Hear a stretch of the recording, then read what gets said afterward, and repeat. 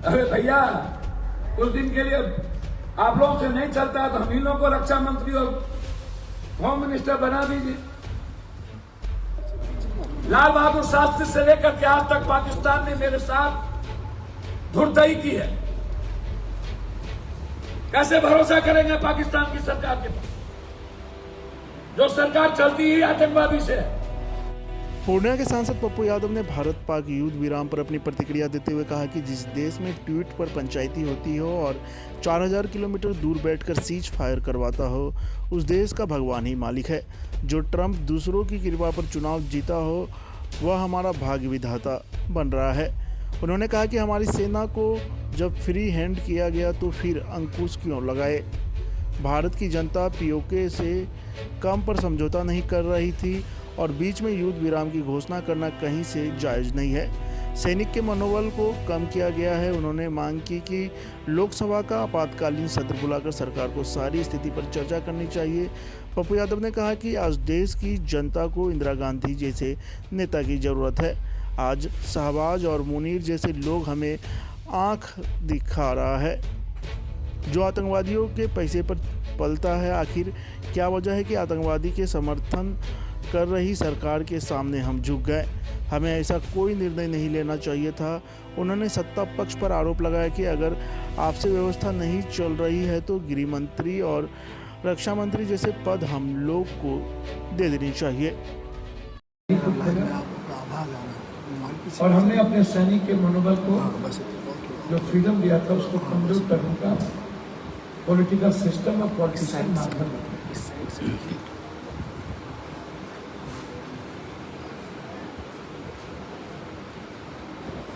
ये लगातार सवाल उठ रहा है कि इंटेलिजेंस की रिपोर्ट सार्वजनिक क्यों नहीं हुई। स्टैंडिंग कमेटी में इंटेलिजेंस की रिपोर्ट थी कि घुसपैठ हुए हैं, उसके बावजूद बॉर्डर पर से सारे सिक्योरिटी क्यों हटाए गए। उस किसके आदेश थे, वो आदेश कहाँ है।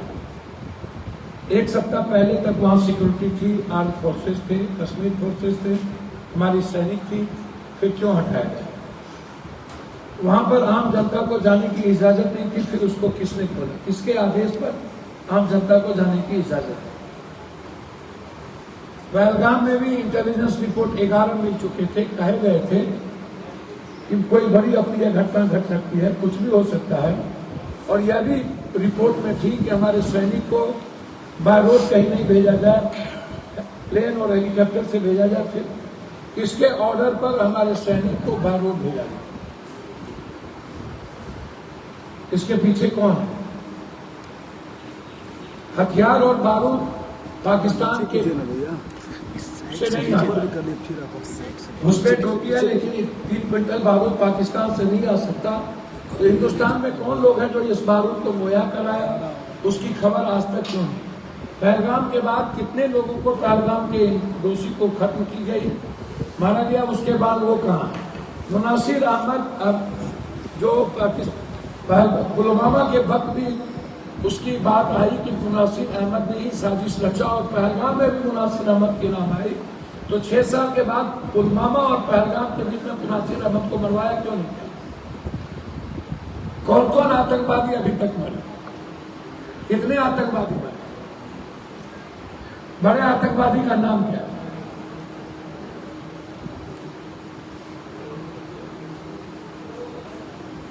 और जब मेरे सैनिक को फ्रीडम दिया गया तो फिर हमने बिना सैनिक के राय किए तीनों फोर्सेस को बुलाए।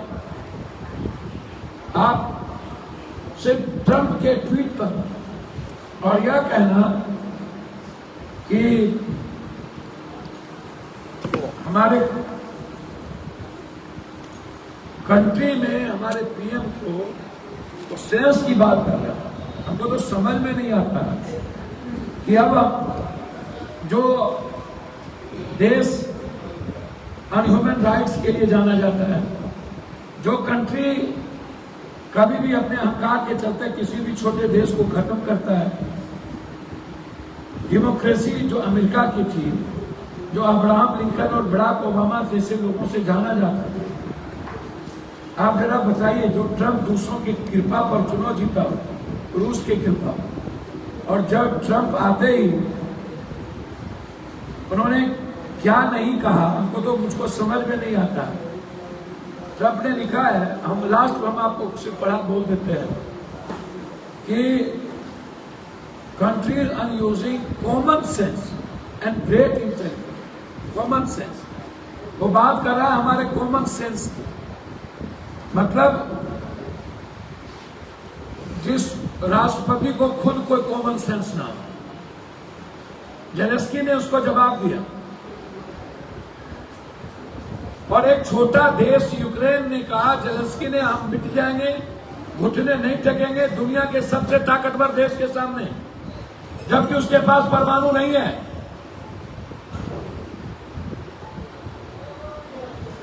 वो अपने आत्मसम्मान और स्वाभिमान से कोई पूरा देश सपोर्ट में, पूरी विपक्ष सपोर्ट में, राहुल गांधी जी ने उसने कहा कोई राजनीति नहीं।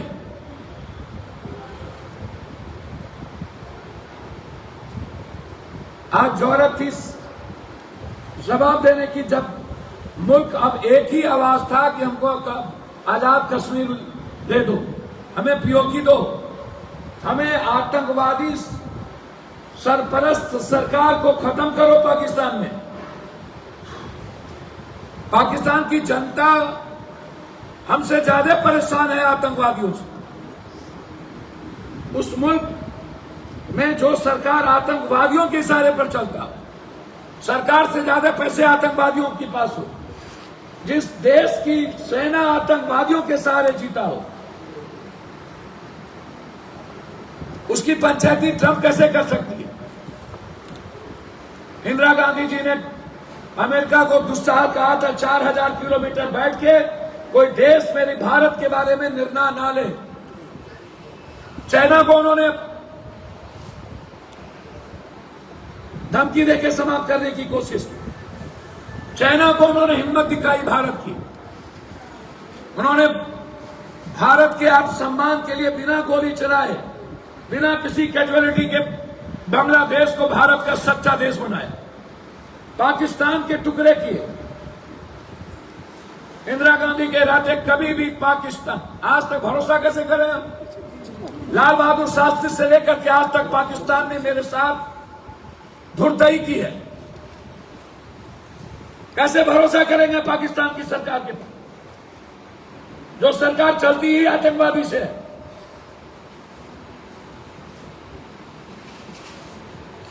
उस पर भरोसा करें। 71 में इंदिरा गांधी जी ने पूरी दुनिया को अपनी ओर किया था। एक एक कंट्री जाकर के सबसे पहले उन्होंने बताया कि मेरे साथ क्या अनजस्टिस हो रहा। तो इंदिरा गांधी जी के सबसे बड़े दुश्मन थे उस राष्ट्रपति से जाके मिला, उसका भी सपोर्ट किया। यह सही है कि गोला बारूद परमाणु थर्ड वर्ल्ड वार इस दुनिया का कोई समाधान नहीं है, लेकिन समाधान तो है ना कि हम पूरी दुनिया को एक करके आतंकवादियों को समाप्त करें। आतंकवादी को खत्म करने में पूरी दुनिया का सपोर्ट तो हमें मिल सकती थी। हम थर्ड वर्ल्ड वार नहीं चाहेंगे, लेकिन आतंकवादियों की भी सरकार को हम सही नहीं रहने देंगे। हमारी जमीन हमें चाहिए।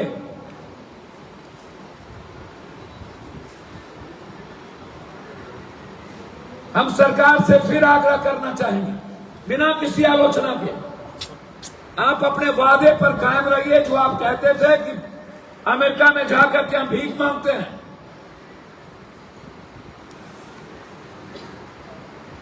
फिर इन्होंने घुसपैठ कर दिया।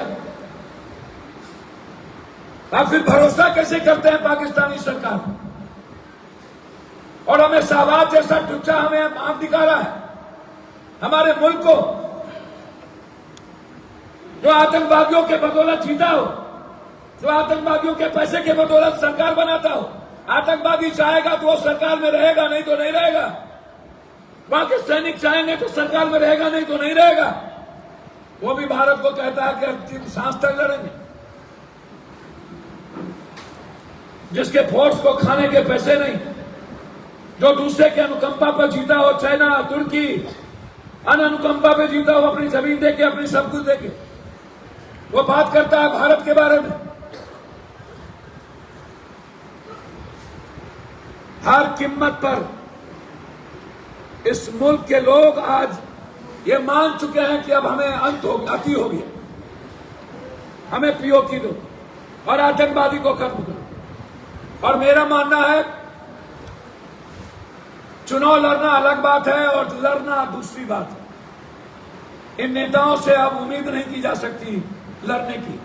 ये सिर्फ चुनाव लड़ने के लिए पैदा हुए, ये कुर्सी पर ऐसो आराम की जिंदगी पाने के लिए पैदा हुए, इस मुल्क के लिए पैदा नहीं हुए। इस मुल्क के जनता के लिए ये नेता लोग पैदा नहीं हुए। ये इसे सिर्फ पैसा चाहिए, इसे सियासत करना है, इसे राजनीति करना है। इन्हें कभी पुलवामा पे चुनाव जीतना है, कभी पहलगाम पे चुनाव जीतना है। इन्हें हमेशा अवसर को ढूंढना है, हर चीज में अवसर, हर बातों में अवसर। मैं नेताओं से आग्रह करना चाहूंगा, देश के सवाल पर आप व्यूअर्स के लिए मत मरिए, आप पेपर में छपने के लिए मत मरिए।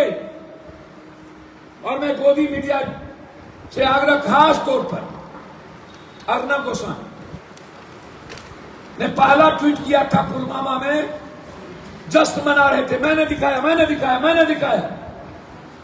मैं अर्नब गोस्वामी से पूछना चाहता हूं वो ट्वीट क्या था जो पुलवामा में आपने सबसे पहले ट्वीट करके कहा था पहला मैं दिखा रहा हूं। आपको कहां से पता चली? उसका जगह जेल था। दूसरी बात, उन्होंने पहलगाम में कहा कि जज के कारण आज ये घटना घट रही है। हिंदुस्तान के सुप्रीम कोर्ट पर दुनिया की हिम्मत नहीं है उंगली, अर्नब गोस्वामी ने सुप्रीम कोर्ट पर उंगली उठाया। क्या उसकी जांच नहीं होनी चाहिए?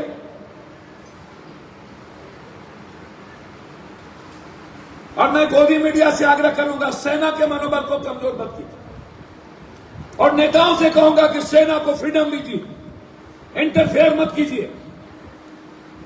ये मुल्क मेरा है, नेताओं का नहीं।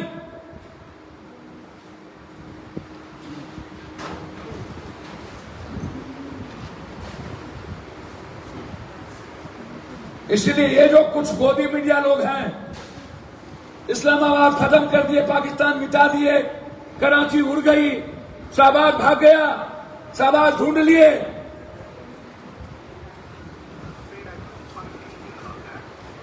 90% फेक।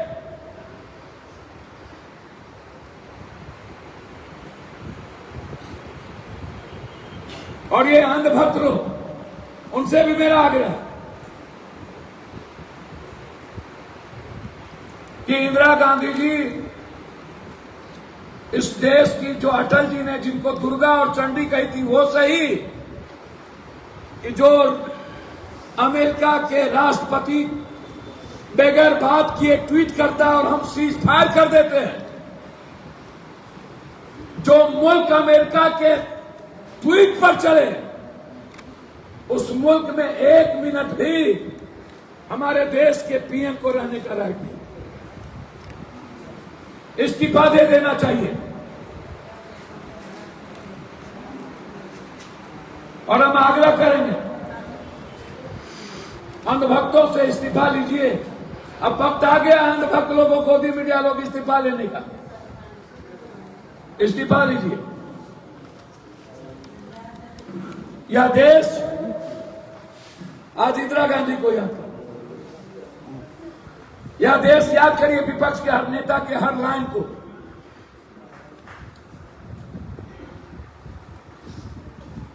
अरे भैया, कुछ दिन के लिए आप लोगों से नहीं चलता है तो हम इन लोगों को रक्षा मंत्री और होम मिनिस्टर बना दीजिए, कर दीजिए कुछ दिन के लिए रक्षा मंत्री हम इन लोग होम मिनिस्टर। पता चलता है कि सैनिक के बीच में कोई अवरोधक नहीं होगा।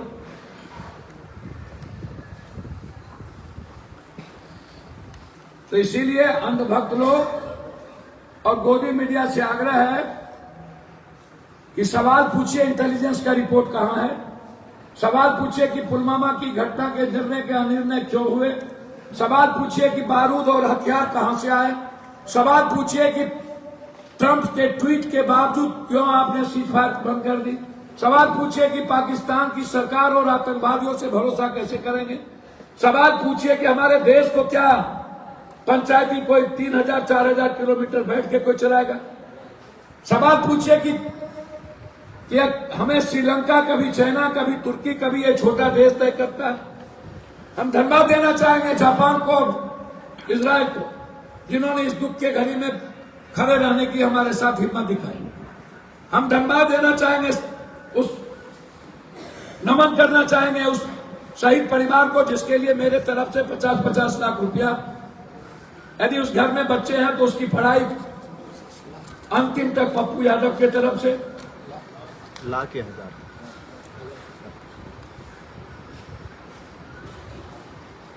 हम उत्तर प्रदेश सरकार नहीं है कि जाति पूछ करके एक यहां जाएंगे और एक जाति पूछ करके दूसरे की को सिर्फ हम एक को हम 1 करोड़ देंगे, एक को कुछ भी नहीं देंगे।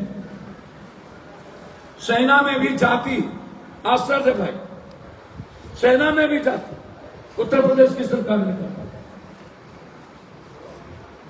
शहीद में भी जाति। इतना घिनौना हरकत कभी आपने देखा क्या?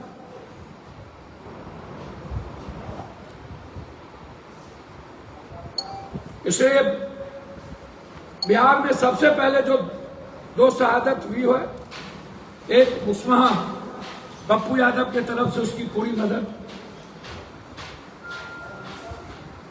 और मैं चाहूंगा कि अविलंब लोकसभा का सत्र बुलाया जाए।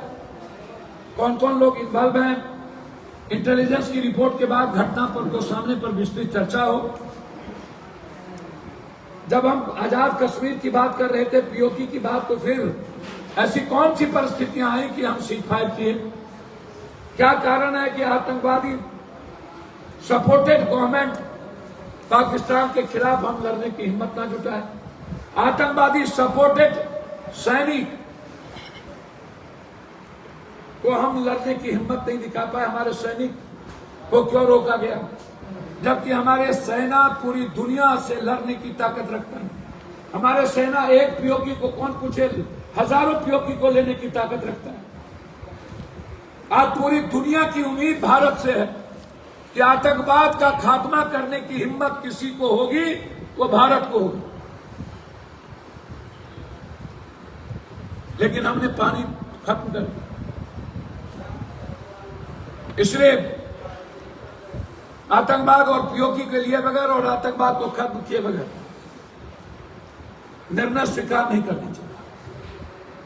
आतंकवाद को खत्म करनी चाहिए और आतंकवाद परस्त सरकार को सबक सिखाना चाहिए।